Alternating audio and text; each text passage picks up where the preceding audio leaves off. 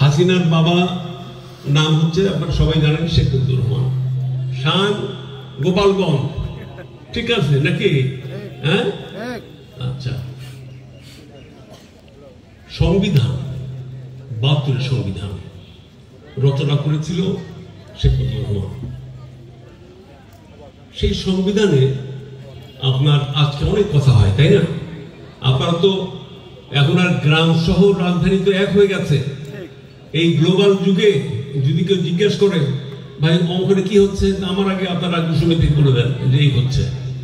তার মানে একটা ডিজিটালের যুগ, এই দেশের উন্নতি হয়েছে, এই দেশের ডেভেলপমেন্ট হয়েছে, এখানে সর্বপরিসরে সবকিছু আমরা জানি।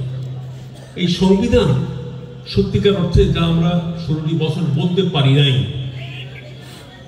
সেই কথাটি এখন সত্য কথাগুলো উদ্ঘাটিত হচ্ছে।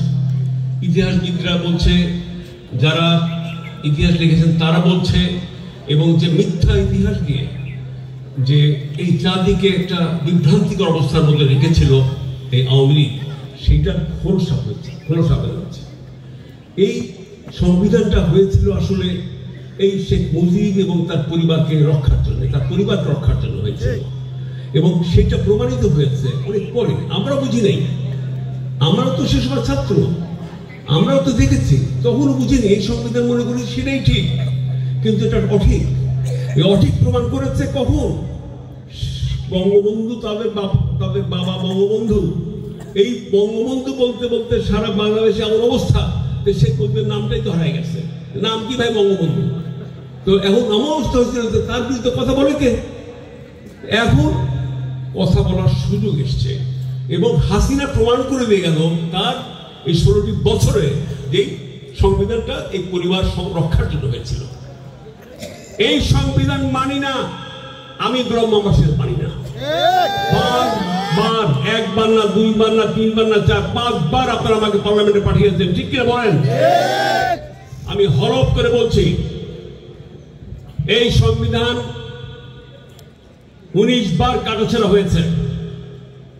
এই সংবিধান হয়েছিল হাসিনা পরিবার রক্ষার জন্য, এই সংবিধান হয়েছিল স্বৈরাচারকে প্রতিষ্ঠা করবার জন্য, এই সংবিধান হয়েছিল এই দেশে চিরস্থায়ী বন্দোবস্তে শেখ হাসিনা এবং শেখ মুজিবের পরিবারকে চিরস্থায়ী করবার জন্য।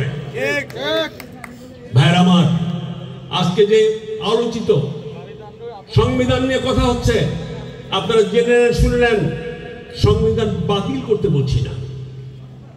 সংবিধান ভিত্তি ঠিক আছে, মুক্তিযুদ্ধ মানি, শ্রদ্ধা করি, সালাম করি মুক্তিযুদ্ধকে। মুক্তিযুদ্ধ যদি স্বীকার না করি, তো শহীদ প্রেসিডেন্ট জিয়াউর রহমান স্বাধীনতা ঘোষণা অস্বীকার করা হয়। ভাইরা আমার, শহীদ জিয়া যদি স্বাধীনতা ঘোষণা হয়ে থাকে, মুক্তিযুদ্ধ ঠিক। মুক্তিযুদ্ধ যদি সঠিক হয়, শহীদ জিয়াও ঠিক। ভাইরা আমার, সেই যুদ্ধের স্বীকৃতি দিয়ে শহীদদের সালাম জানাই ৭১-এর শহীদদের। একই সাথে জুলাই আগস্টের যে সন্তানেরা তাজা রক্ত দিয়ে আমাদেরকে আবার নতুন স্বাধীনতা দিয়েছে, ওই শহীদদের আমরা সালাম জানাই, অন্তর থেকে দোয়া করি। ভাইরা আমার, আজকে তাই বলতে চাই যে সংবিধানকে নিয়ে আমাদের বিশেষজ্ঞরা জল্পনা কল্পনা করছে, পরামর্শ দিচ্ছে, ঠিক আছে। আমরা বিএনপি বলেছি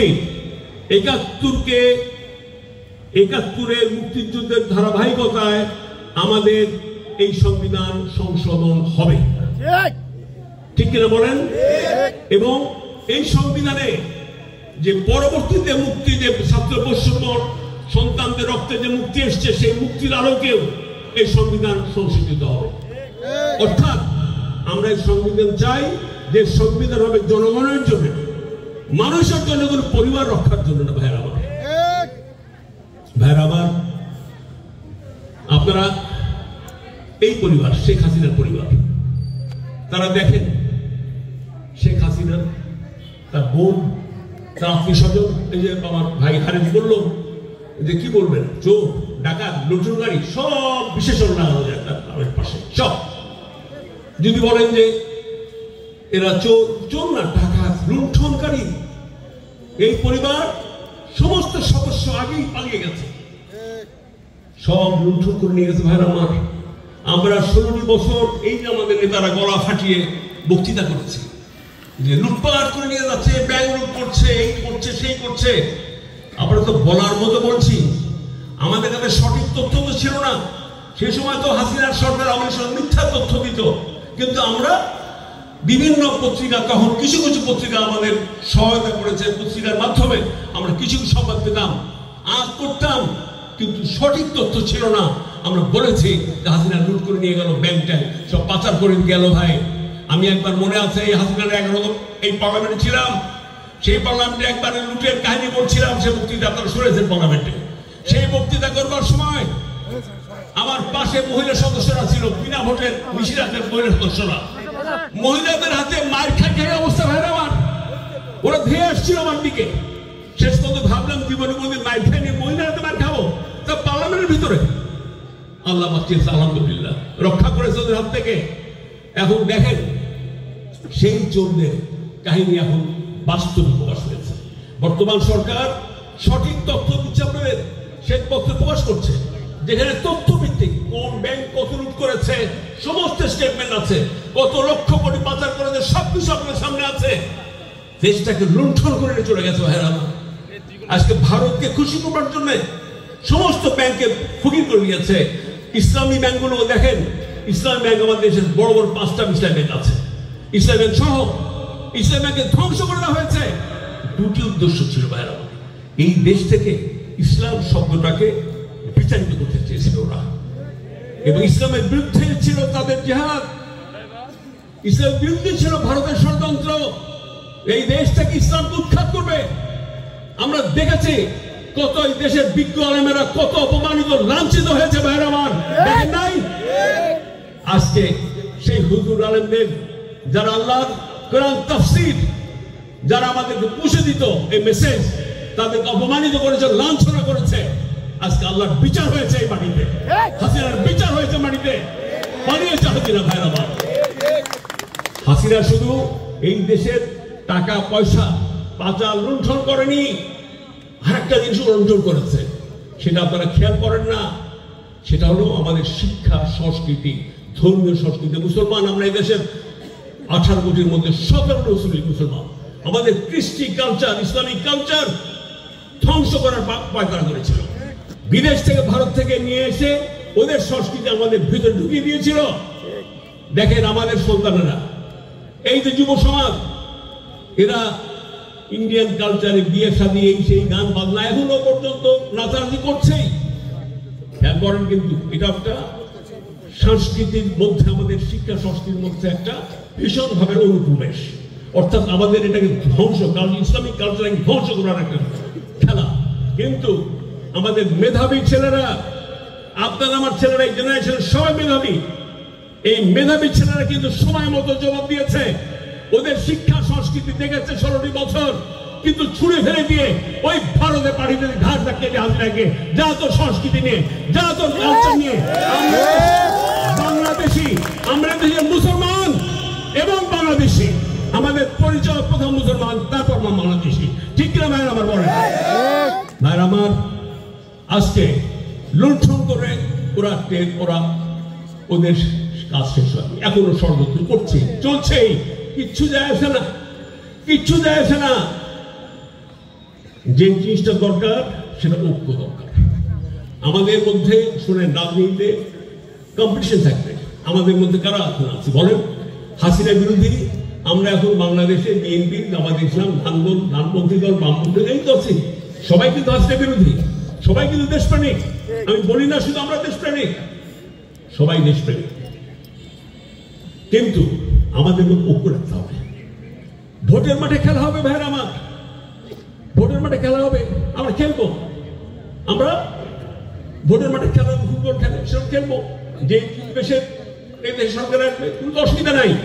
তবে একটা জিনিস সাবধান করে দিই, বিএনপি একটা মধ্যপন্থী দল, বিএনপি ইসলাম পছন্দের দল। বিএনপি যিনি সৃষ্টি করেছিলেন শহীদ প্রেসিডেন্ট রাষ্ট্রপতি জিয়া রহমান, তিনি এই সংবিধান থেকে ধর্মের মুখে উঠিয়ে দিয়েছিলেন। আল্লাহর প্রতি বিশ্বাস এবং আস্থা স্থাপন করে, বিসমিল্লাহ কে এস্টাবলিশ করে এই দেশে মুসলমানদেরকে আপনার আফোর্ড করেছিলেন, উপরে উঠিয়ে দিয়েছিলেন, তাদের ন্যায্য অধিকার দিয়ে দিয়েছিলেন। কিন্তু একটা মনে রাখবেন, আমরা কিন্তু আমাদের ম্যানিফেস্টোতে আমরা বলি না যে আমরা ইসলামী শাসন করব। কেন বলি না জানেন? বিএনপি নেতা রাষ্ট্রপতি শহীদুর রহমান, বেগম খালেদা জিয়া এবং আমাদের বর্তমানের সবচাইতে জনপ্রিয় আমাদের নেতা তারেক রহমান কোনদিন তিনি দলের নেতা হয়ে মিথ্যা কথা বলবেন না। আমরা বলি না যে ইসলামী শাসন করব, অথচ আমরা ইসলামের পক্ষে সমস্ত কাজ করছি। কেন বলি না একটু বুঝাই দিই, একটু শোনেন। ধরেন আপনার ইসলামী শাসন করলাম এই দেশে, ঠিক আছে? আপনার দেশটা কোথায়? এই বাংলাদেশটা, পাশে ভারত। ভারতে হিন্দু সাম্প্রদায়িক একটা গোষ্ঠী বসে আছে, রাক্ষস হয়ে বসে আছে, খা করে বসে আছে। তাদের অনেক শক্তি, জনসংখ্যা শত কোটি জনসংখ্যা, 100 কোটির উপরে জনসংখ্যা। আসেন, তারা ইসলাম বিরোধী, চরম ইসলাম বিরোধী। আসেন পাশে, বড় বলেই বলছি, চলে যান চায়নায়। চায়নায় 100 কোটি, 150 কোটি লোক সম্ভবত। চায়নায় নাস্তিকের দেশ, চায়না নাস্তিকের দেশ। ওরা ইসলাম বিরোধী তা বলছি না, কিন্তু উইঘুর মুসলিম চায়নাতে তাদের হত্যা করা হচ্ছে। নাস্তিকরা ইসলাম বিরোধী, নাস্তিকরা ইসলাম বিরোধী। খেয়াল করেন, পাশে চায়না ইসলাম বিরোধী, ভারত ইসলাম বিরোধী, মাঝখানে বাংলাদেশ। বাঁধবেন কাকে নিয়ে বলেন? কাকে নিয়ে বাঁধবেন? নেপালকে নিয়ে? শ্রীলঙ্কাকে নিয়ে? কাকে নিয়ে? মালদ্বীপকে নিয়ে? নিজের দিকে বাঁচছে না। পৃথিবীতে বাঁচতে গেলে এই তো গেল পাশাপাশি। চলে যান পশ্চিমে, আমেরিকা, খ্রিস্টানদের দেশ, পৃথিবীর নেতা, পৃথিবী শাসন করে তারা। সেই জায়গায় খ্রিস্টানদের দেশ ইসলাম বিরোধী, ইসলাম বিরোধী। যারা ইহুদিদের কথা শুনে, জুইদের কথা শুনে সারা বিশ্বে মুসলমানদের অত্যাচার করছে, অর্থাৎ সারা বিশ্ব আজকে ইসলাম বিরোধী। আমি যদি আপনাকে বলি ইসলাম শাসন করবো, মিথ্যা কথা বলা হবে। যদি আমি বলি আমি মিথ্যাবাদী, পারবো না। মনের খায়স আমারও আছে, এটা ইসলাম শাসন ভালো তো, আমি চাই, কিন্তু বাঁচবো না। আপনি বাঁচতে দেবে না পৃথিবী। পৃথিবীতে বাঁচতে গেলে কি করতে হবে? পৃথিবীর সাথে থাকতে হবে, প্রতিবেশীর সাথে থাকতে হবে, নিজের ধর্ম সক্রিয়তা নিজের দেশে নিজের লালন পালন করতে হবে।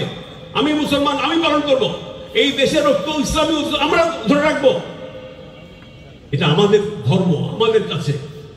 কাজেই মনে রাখবেন, রাজনীতিতে সহসাই আপনারা ভুলবেন না, সত্য কথা যাচাই করে নেবেন। সারা বাংলাদেশে বিএনপি নেতা এখন তারেক রহমান একক এবং একচ্ছত্র বলতে চাই আমি। 16টি বছর যিনি নির্বাসনে থেকে যে নেতা সারা বাংলাদেশ, শুধু দলটা নয় 18 কোটি মানুষকে এক করে রেখেছে, তার নাম তারেক রহমান। ভাই আমার, তারেক রহমান বাস্তা রাখেন, ইনশাল্লাহ তিনি এই দেশের নায়ক হিসেবে ফিরে আসবেন। আমি রাষ্ট্রনায়ক বলবো না, আমি বলবো জননায়ক হিসেবে ফিরে আসবেন, মানুষের ভালোবাসা নিয়ে ফিরে আসবেন, মানুষের নায়ক হয়ে ফিরে আসবেন এই তারেক রহমান। ভাই আমার, আজকে একটু বলতে চাই, রাখে আল্লাহ মারেকে আমাদের নেত্রী, আপনাদের নেত্রী বেগম খালেদা জিয়াকে গোলাটি হত্যা করতে চেয়েছিল হাসিনা। রাখে আল্লাহ মারেকে বেঁচে আছে, উনি গেছে এই দেশ থেকে, হুইল চেয়ারে বসে গেছে। দোয়া করবেন, প্লেন থেকে উনি হেঁটে নেমে আপনাদের সামনে আসবেন ইনশাআল্লাহ। ভাই আমার, আমি বলতে চাই, এই দেশটি আমার, জনগণ আমার, দলটি আমার। এই দলের একজন ছোট্ট কর্মী হিসাবে প্রায় 35 বছর আল্লাহর রহমতে আপনাদের ভালোবাসায় আমার দল আমাকে অনেক সম্মান দিয়েছে, অনেক ভালোবাসা দিয়েছে। একটিবার দুটিবার নয়, বেগম খালেদা জিয়া থেকে শুরু করে তারেক রহমান পর্যন্ত 5 বার আমাকে এমপি বানিয়েছে। ম্যাডাম খালেদা জিয়ার আসন, বেগম খালেদা আসন, সদর আসন থেকে রহমান সিরাজকে এমপি বানিয়েছে। সেটা আপনাদের জন্য, আপনাদের জন্য। আপনারা তৈরি করেছেন রহমান সিরাজকে। আজকে সেই দোয়া নিয়ে আমি একটু বলতে চাই, যতদিন বেঁচে থাকবো পদ লাগবে না, এমপিগিরি লাগবে না, পদও লাগবে না। যতদিন বেঁচে থাকবো আমি আমার পরিবার এবং আমার বিএনপি পরিবার শেষ করে ধুলোকে আপনাদের সেবায় আছি এবং থাকবো ইনশাআল্লাহ। ভাইরা আমার, বেগম খালেদা জিয়ার শুভেচ্ছা জানিয়ে এবং বেগম জিয়ার জন্য দোয়া চেয়ে আমি আপনাদের কাছে বিদায় নিচ্ছি। শহীদ জামান হোক, বেগম খালেদা জিন্দাবাদ, তারেক রহমান জিন্দাবাদ। অসংখ্য ধন্যবাদ।